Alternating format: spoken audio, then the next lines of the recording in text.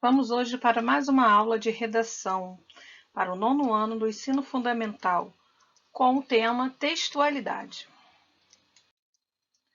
Bom, primeiro vamos saber o que é a textualidade. Vocês podem ver aí no slide, aí no fundo do slide, um tecido. Vocês observem esse tecido que ele tem fios para um lado e para outro, tecendo uma trama para virar o quê? Um tecido e a gente poder fazer qualquer coisa que seja, uma roupa, uma toalha, seja o que for. Precisa do entrelaçamento desses fios e que sejam perfeitos, senão a gente não consegue, ok? Então, o texto é a mesma coisa. A palavra textualidade vem de tessitura, de tecido. Então, o texto é um tecido de palavras formado pela sequência de frases, né? As frases bem encadeadas, as frases bem conectadas. Vamos conhecer então alguns fatores que são responsáveis por essa textualidade do discurso, que é muito importante na hora de escrevermos uma redação. Nós temos coesão e coerência. Então, primeiro, nós vamos ver a coesão textual. A coerência fica para a próxima aula. Então, o que é a coesão? A coesão, ela cuida dos elementos do texto para criar harmonia entre eles. Trata basicamente de quê? Das articulações gramaticais que existe entre palavras, frases, orações, cuidando para que haja uma sequência perfeita entre os parágrafos, orações, períodos. Então, para isso, nós precisamos saber usar corretamente o quê? Os conectivos. Vamos ver aí um pouquinho do que são os conectivos? O que são os conectivos? Existem tipos diferentes. Vocês podem observar aí do lado várias pecinhas do quebra-cabeça, né? Então, os conectivos, eles também são essas pecinhas de quebra-cabeça, só que dentro do texto. Se a gente encaixar mal uma pecinha do quebra-cabeça, o quebra-cabeça não é montado. Ele logo, a gente não consegue nem ver o que imagem que seria formada. Mesma coisa é o texto. Os conectivos, eles são pecinhas desse nosso quebra-cabeça chamado texto, que vão estabelecer o quê? Relação de significado, relação entre as frases, as orações, eles vão expressar finalidade, vão expressar conclusão e tantas outras coisas. Eles são maioritariamente conjunções, aqueles que vão dar uma liga, vão ligar, vão agarrar uma palavrinha na outra aí.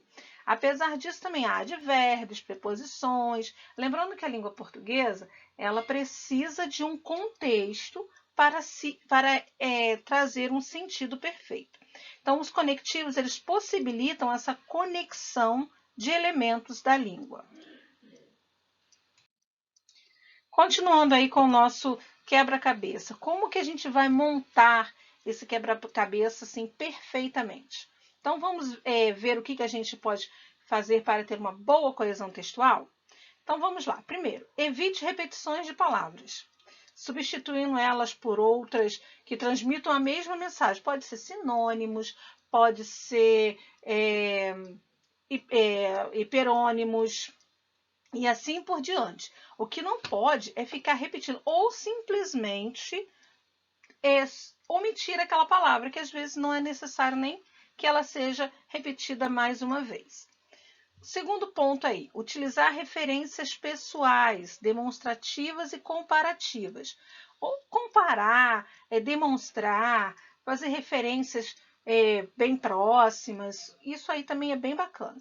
Outra coisa, omissão de algum verbo, frase ou nome por meio de elipse. É o que eu já havia falado lá no primeiro tópico. Omitir, né? Desde que o que eu falei anteriormente dê a entender. Eu possa entender na frase seguinte o que eu falei anteriormente. Então, tem que ter um gancho, tem que ter a pecinha adequada para que o quebra-cabeça seja montado. Utilização de conjunções para ligar e criar relações com as orações, que é a pecinha fundamental do nosso quebra-cabeça.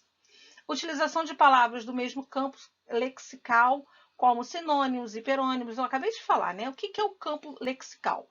É a mesma coisa que campo semântico, que, um exemplo, cachorro, gato, pássaro, são do mesmo campo semântico da palavra animais. Entenderam? Então, animal é uma palavra que traz um sentido amplo, é um hiperônimo. Cachorro, gato, passarinho, pato é um hipônimo, porque são específicos, mas são também animais. Deu para entender isso aí? Ok, então vamos continuar aí para o nosso último slide de hoje.